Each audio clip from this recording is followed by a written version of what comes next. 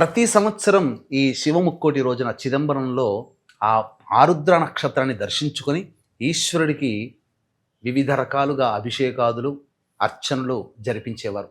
వారి ద్వారానే అందరికీ కూడా దీని యొక్క మహత్యము ప్రకటితమైనది.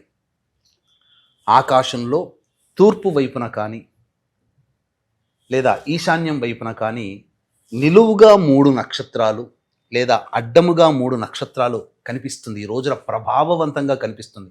పరీక్షించండి. ఎందుకంటే చాలామందికి కంటి సమస్యలు ఉంటున్నాయి కాబట్టి సరిగ్గా కనబడకపోవచ్చు. కానీ బాగా పరిశీలిస్తే తప్ప ఈ 3 నక్షత్రాలు ఒకే వరుసలో నిలువుగా కానీ అడ్డంగా కానీ కనిపిస్తాయి.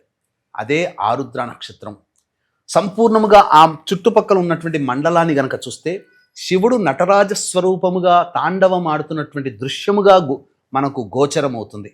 అంతటి మహిమాన్వితమైనటువంటి నక్షత్రాన్ని ఒక్కసారి చూసి నమస్కారం చేసుకోండి.